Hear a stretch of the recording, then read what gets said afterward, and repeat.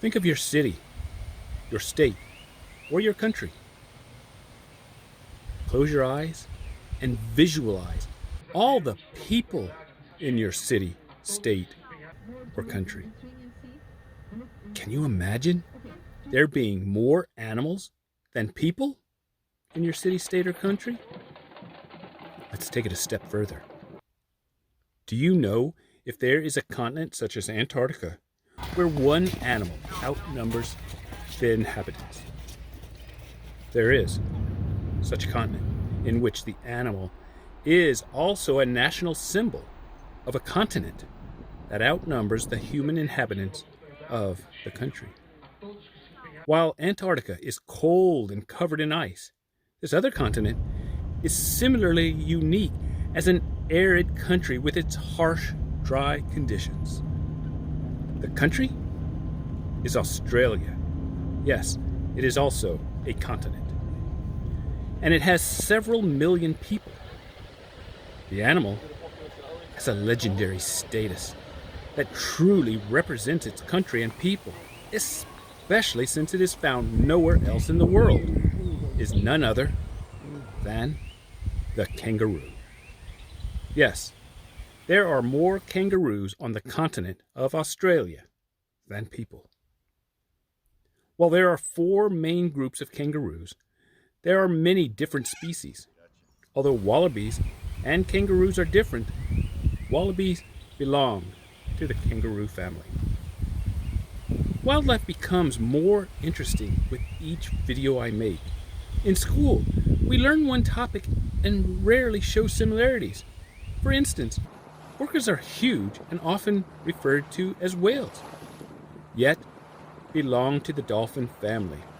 Similarly, learning about polar bears was eye-opening. So while discussing kangaroos, I will mention some of the similarities with polar bears and other animals. When we think of kangaroos, we think of the large ones, the ones that jump high and far, the ones with long legs. However, there are some medium ones, such as the wallabies, with their shorter legs and smaller size, but still part of the family, macropods, which means Bigfoot. No, not Bigfoot that you've heard the stories about. Bigfoot in the fact that the kangaroos and the wallabies have big feet. Then there are the smaller ones. These don't really make you think of them as kangaroos. They seem to resemble a big rabbit. But other than having big feet and the ability to jump, kangaroos and rabbits are complete opposites, and rabbits are actually ecological dangers to Australia.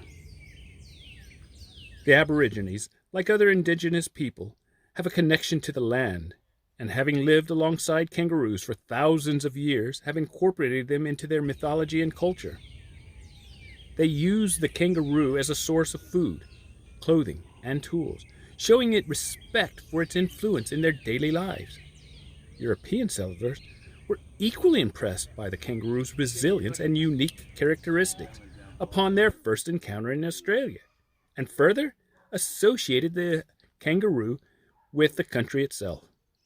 In today's rapidly ever-changing world, new arrivals who are determined to make a new and better life in Australia continue to reflect on these qualities of the kangaroo as those before them. Let's examine some of what makes kangaroos so unique. Kangaroos are taller than wallabies, about twice the height, and weigh surprisingly much more than wallabies, by about 4 to 5 times their weight. Since they are hoppers, they have long feet. We can see the kangaroo's feet are very long. The wallaby's foot does not look as long. It might be because of the coloring, or a combination of the coloring and their shorter legs. You can see it is much more compact than a kangaroo. 2 things that become very apparent when viewing big kangaroos to medium-sized ones are the tail and the legs. Besides the legs being longer, notice the tail. Do you see how it looks like another foot?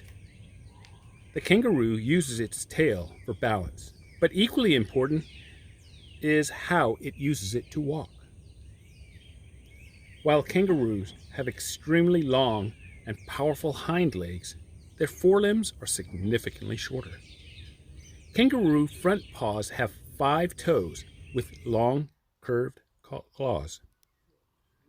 Their long foot consists of 4 toes, but only 3 claws. This is because the central 2 are fused with a single claw that dwarfs the other 2. While kangaroos are much smaller than a Tyrannosaurus rex, you might see some similarities in their body, legs, and arm size.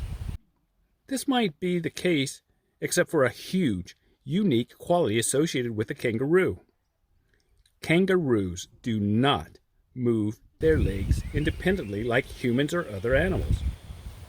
You know, kangaroos hop from place to place, but did you know they also walk? It is not walking as you and I, but crawl walking, which they rely on while grazing.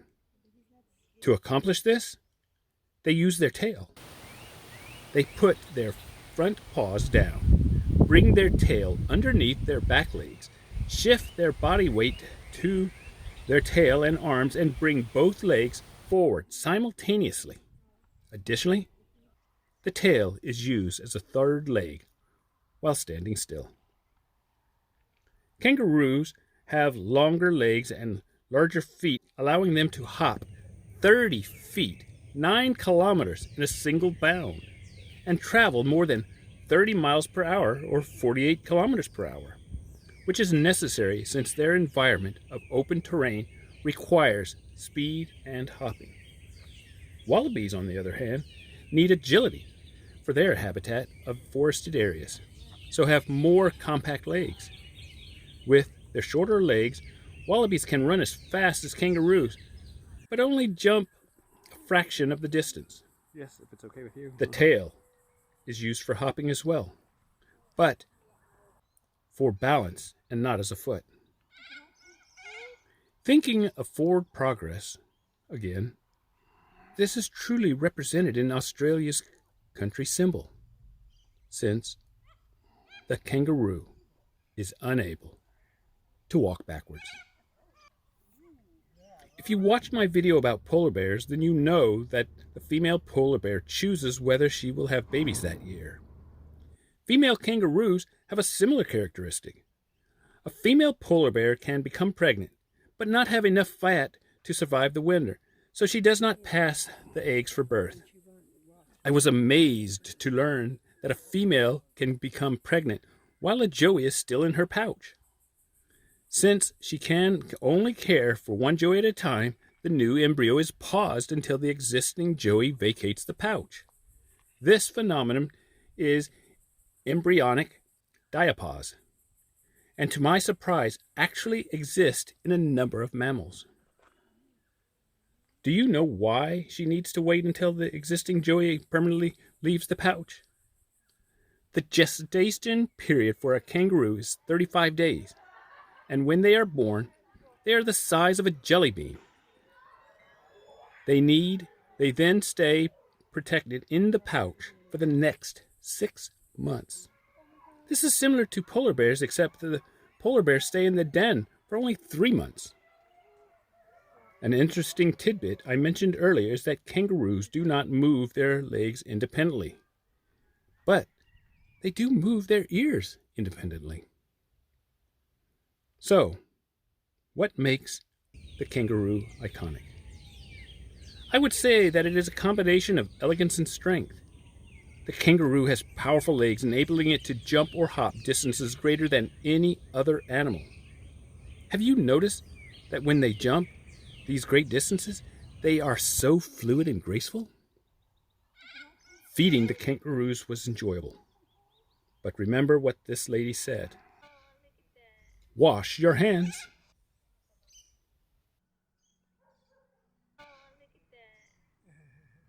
Do wash those hands. that didn't